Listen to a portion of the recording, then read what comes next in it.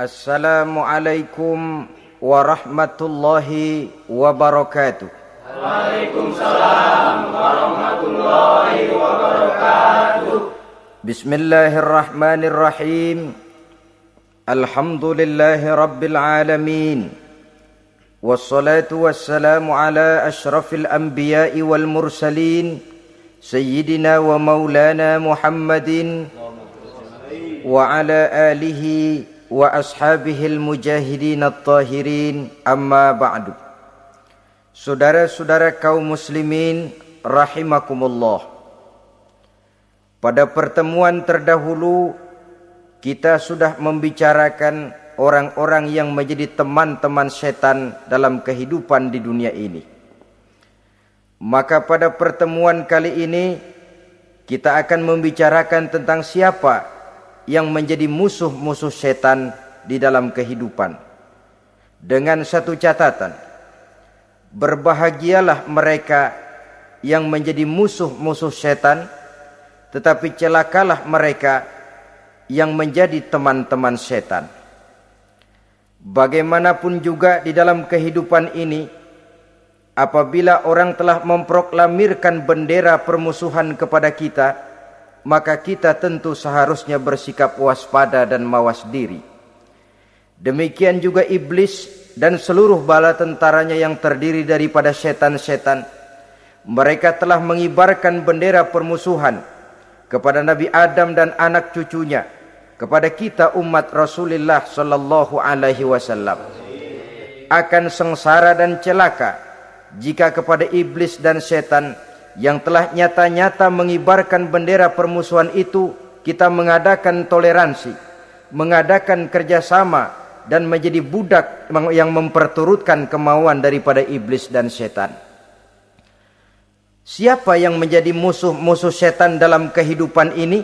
Inilah pertanyaan berikutnya yang diajukan oleh baginda Rasul kepada iblis. Hai iblis, kalau teman-temanmu adalah seperti yang telah engkau jelaskan tadi, sekarang cobalah beritahu saya, siapa di antara umatku yang menjadi musuhmu dalam kehidupan ini? Atas pertanyaan ini iblis laknatullah menjawab, ya Rasul, musuh-musuhku di antara umatmu, pertama anta ya Muhammad. Musuhku yang pertama adalah engkau, wahai Muhammad. Kenapa iblis mencatat Nabi Muhammad sebagai tokoh nomor satu dalam deretan musuh-musuhnya? Mudah difahami. Pertama, keberadaan Rasul merupakan rahmah lil alamin, rahmah bagi lingkungan.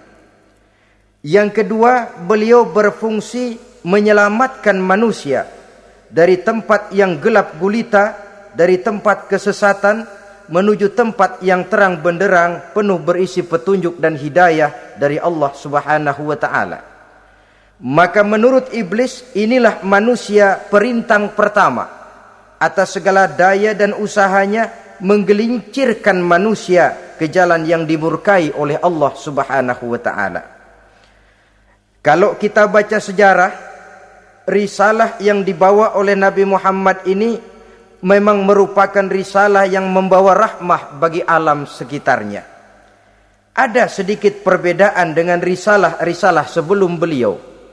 Sepertinya risalah yang dibawa oleh para rasul terdahulu itu mempunyai efek yang langsung pada kehidupan di dunia ini.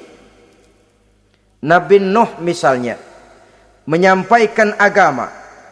Hai umatku, ini agama.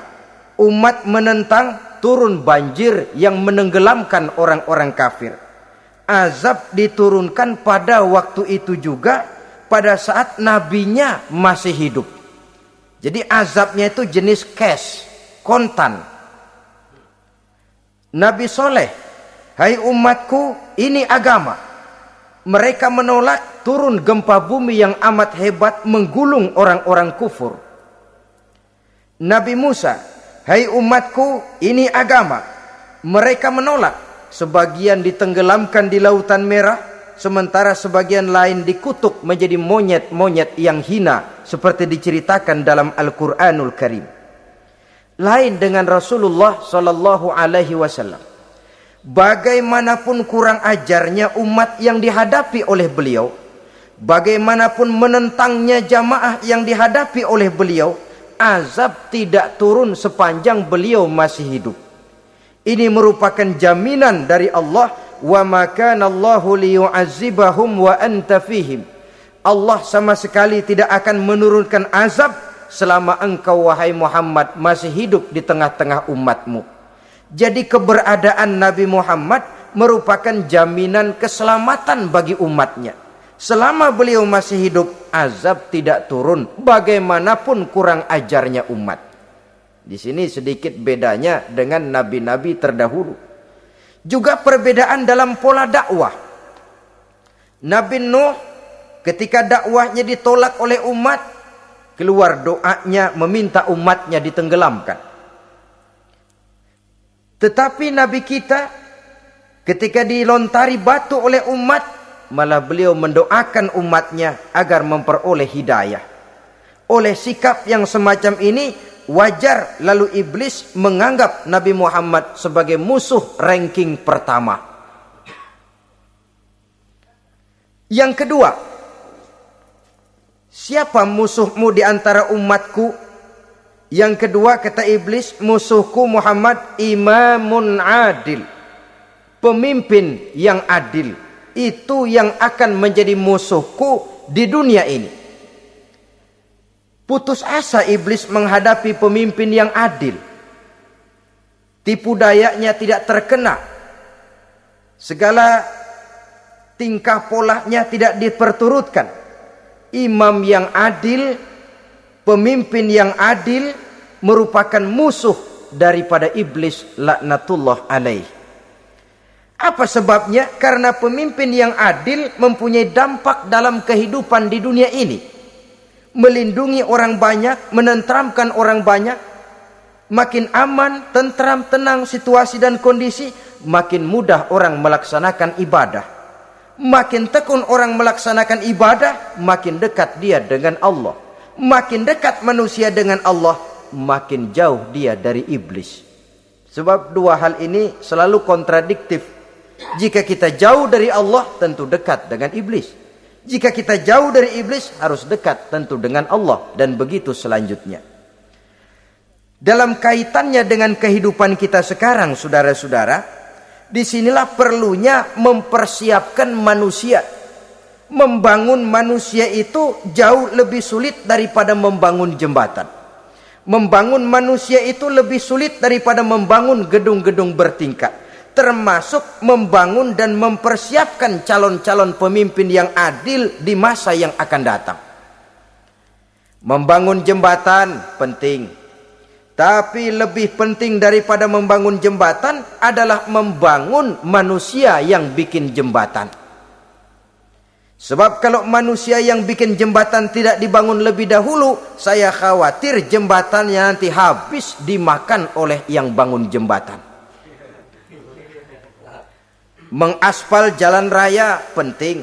Lebih penting dari mengaspal jalan raya, membangun manusia yang mengaspal jalan itu.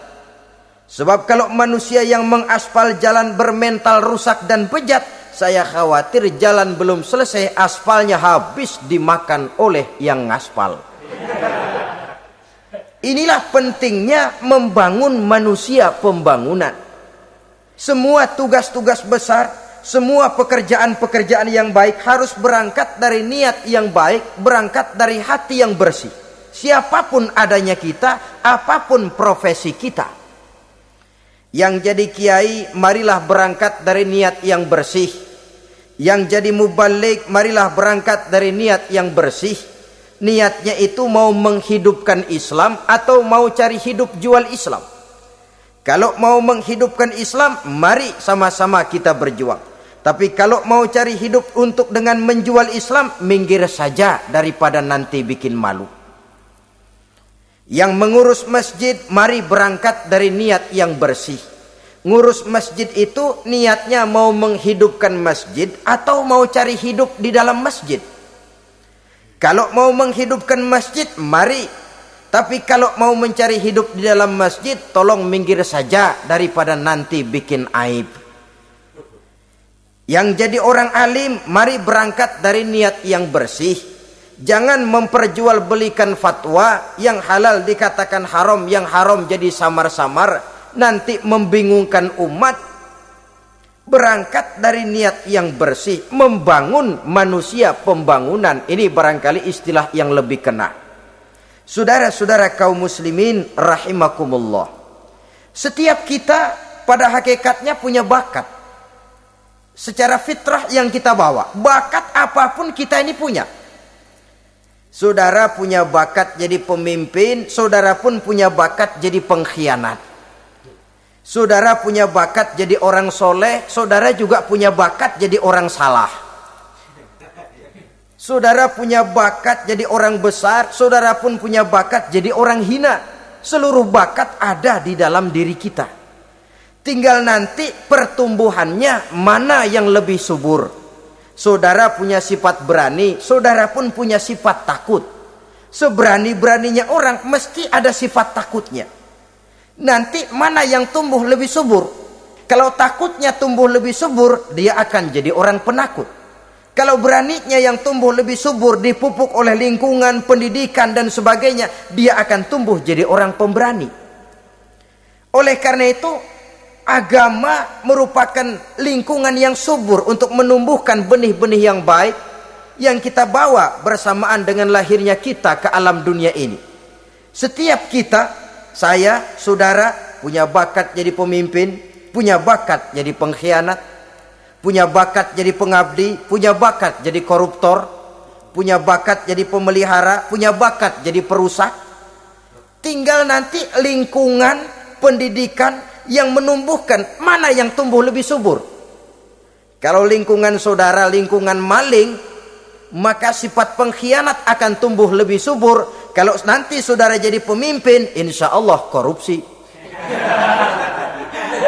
Lingkungan yang menumbuhkan sifat mengabdi, sifat berbuat tanpa pamrih, dikalahkan oleh sifat pengkhianat dan korupsi itu yang dibentuk oleh lingkungan, pendidikan, pengalaman dan sebagainya. Oleh karena itu, secara dini agama menanamkan, menyuburkan fitrah-fitrah yang baik yang kita bawa bersamaan dengan hadirnya kita dalam kehidupan ini. Sebab itu seorang penyair bernama Syauqi mengatakan dalam sebaik syairnya, waladatka ummuka ya ibna adam bakian wan nasu haulaka yadhakuna surura. Hai manusia, pada saat kamu dilahirkan kamu menangis dan orang lain di sekelilingmu ketawa. Kakek senyum dapat cucu baru, paman gembira dapat keponakan baru, sementara kita yang lahir menangis. Betul apa benar?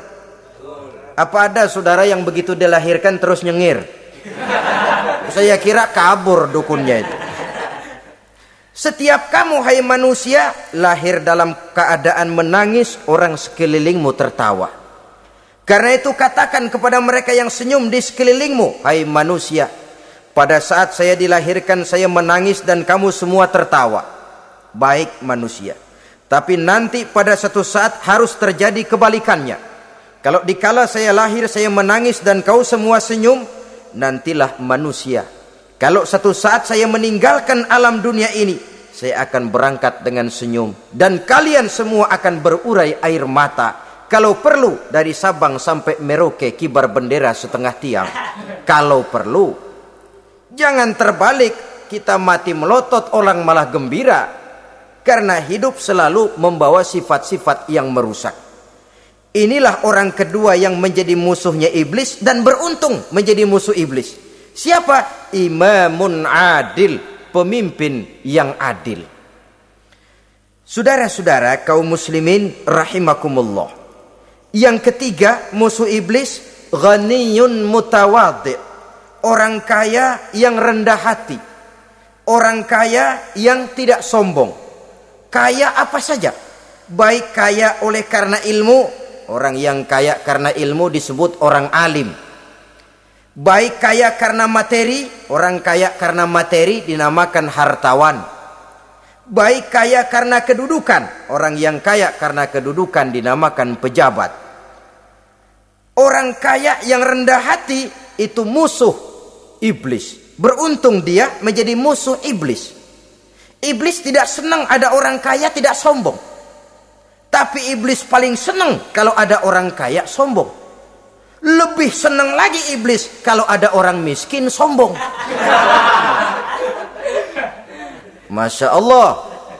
Orang kaya sombong, walaupun iblis senang, orang masih bilang pantas saja dia sombong, kaya apaan aja punya.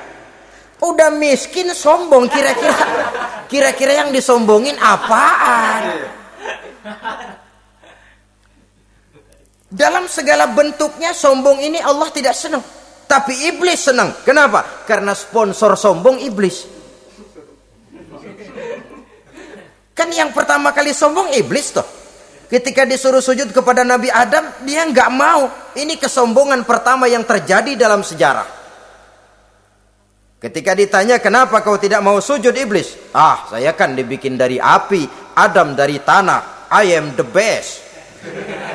Saya lebih hebat daripada iblis, daripada Adam. Adam baru kemarin dibikin, saya sudah lama. Kata Allah, kamu sombong iblis, ini surga bukan tempat orang sombong, keluar. Terusir dia dari surga. Jadi kesombongan pertama adalah kesombongan yang dilakukan oleh iblis. Dan dia tanamkan itu kepada kita supaya jadi orang sombong. Karena itu sombong ilmu Allah nggak senang, tapi iblis senang. Mentang-mentang ada ilmunya. Nih, satu-satunya ustadz di sini ya.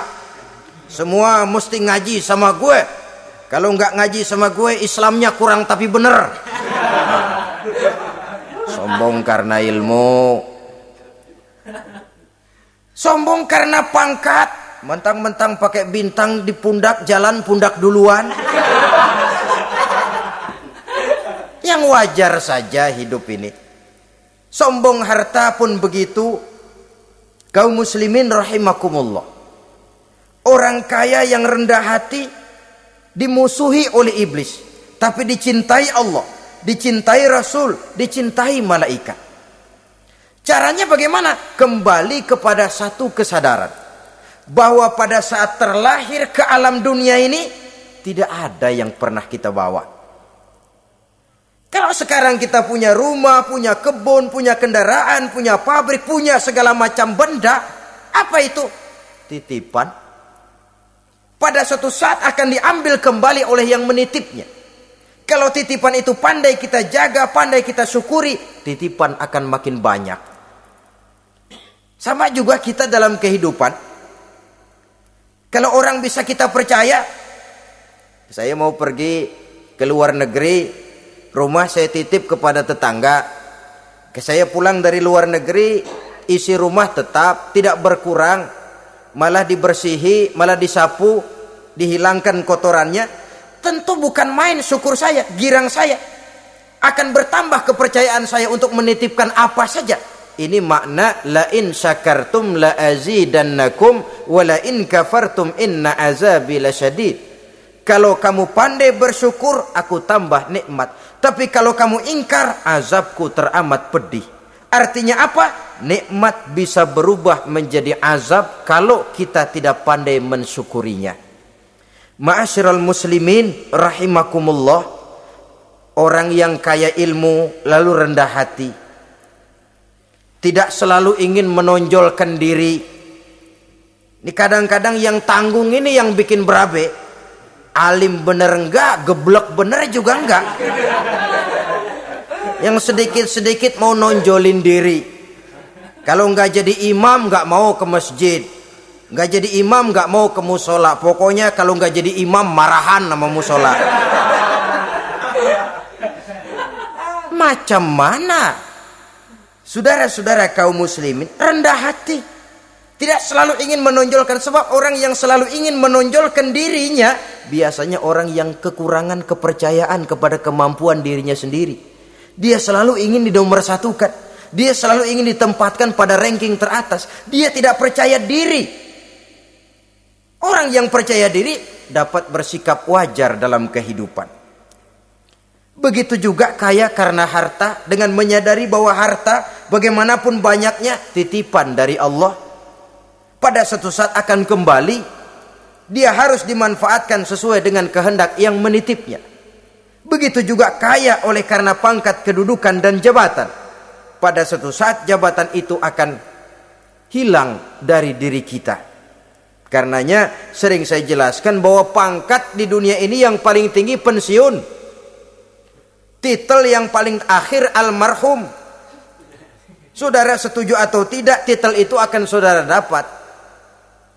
Bagaimanapun kita cinta kepada pangkat, kedudukan, entah pada akhirnya suatu saat akan sampai kepada posisi yang namanya pensiun. Kalau sadarlah kita kepada pemikiran ke arah sana, maka untuk mencapai kekayaan, baik kekayaan harta, kekayaan kedudukan, tidak lalu menghalalkan segala cara untuk mencapai tujuan, tapi dibatasi oleh norma dan kaedah yang harus dia taati, baik kaedah agama maupun kaedah bernegara.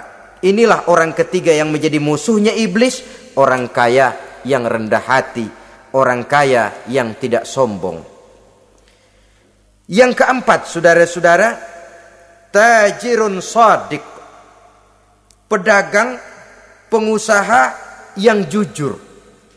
Iblis gedek betul,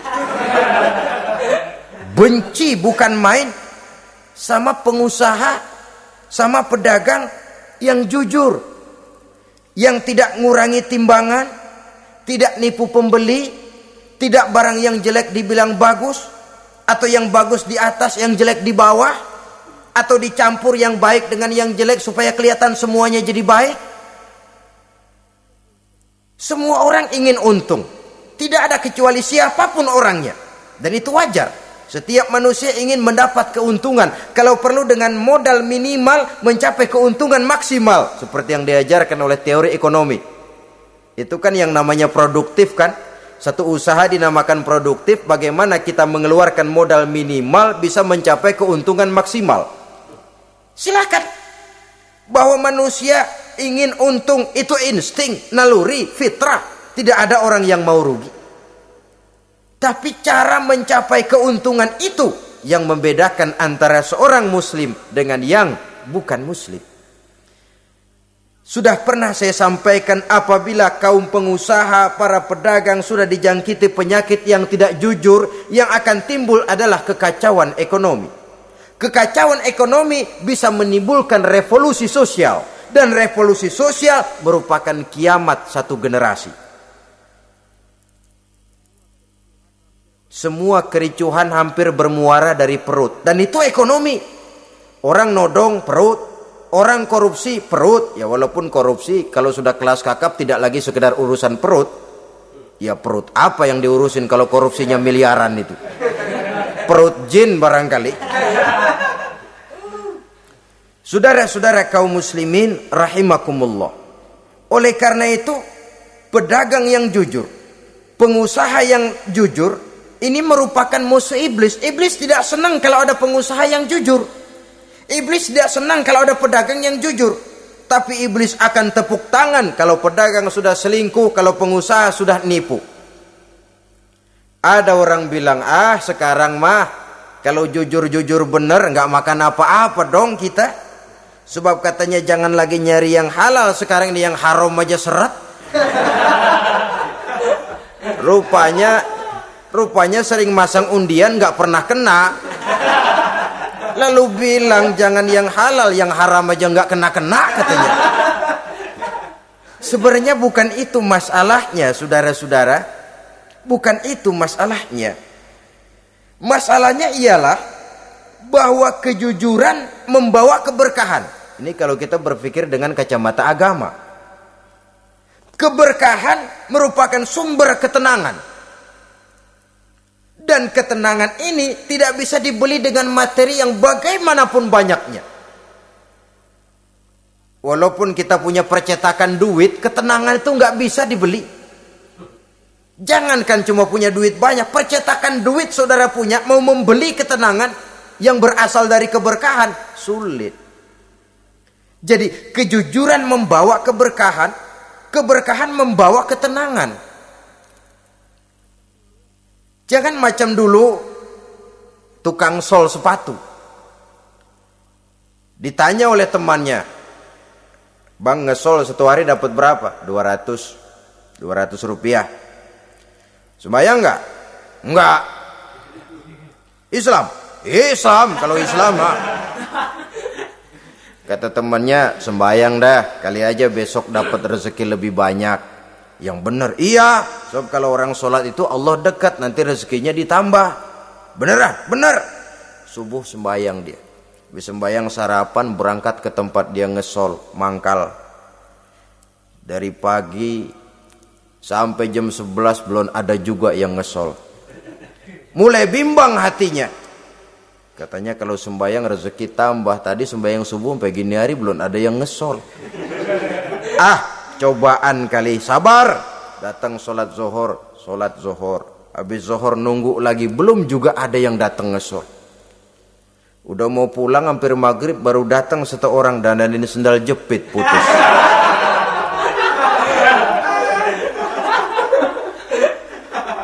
Sudah bayar 25 rupiah, pulang dia si tukang sol ini, ketemu sama temennya yang nyuruh sholat tadi.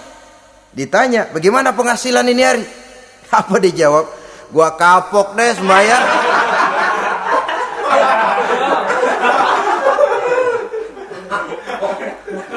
Kemarin gak sembahyang dapat 200, sekarang begitu sembahyang jigo.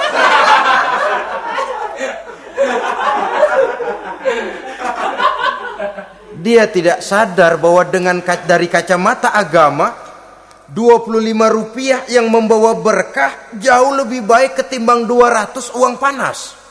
Dari kacamata agama, 25 rupiah yang membawa berkah lebih baik daripada 200 rupiah tapi panas. Sebab panas menjauhkan kita dari ketenangan. Itulah sebabnya maka pedagang yang jujur, pengusaha yang jujur menjadi musuh setan dan beruntung. Sekarang jadi pengusaha jujur-jujur nggak dapat proyek, Pak. Kalau nggak bisa semir semur. Padahal agama sudah menjelaskan ar-rashi wal murtashi finnar. Orang yang nyogok dan orang yang disogok dua-duanya neraka. Kenapa? Join termasuk ta'awanu 'alal ismi wal udwan. Bertolong-tolongan dalam berbuat dosa dan kesalahan. Kalau hadiah, lain hadiah. Kalau sedekah, lain sedekah.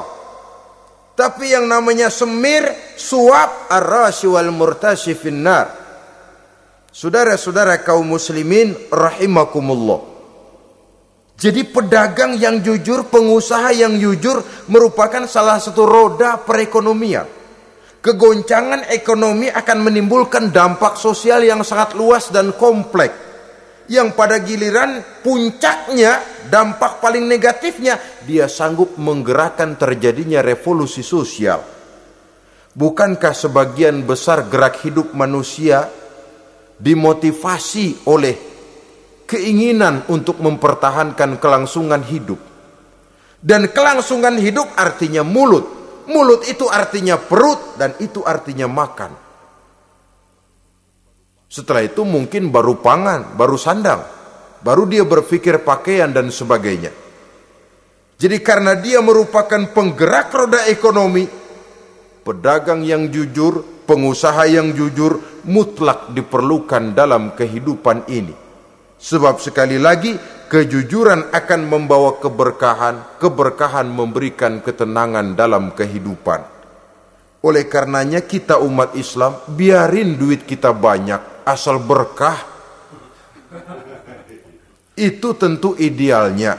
Ketimbang dikit tidak berkah, lebih baik ia banyak, ia berkah. Dan keberkahan itu datang lewat kejujuran. Kejujuran ini sudah dicontohkan oleh Rasul pada saat beliau berniaga ke negeri Syam dikala berumur 9 tahun, bahkan dikala berumur 25 tahun seketika membawa dagangan Sayyidatuna Khadijah yang kelak jadi istri beliau.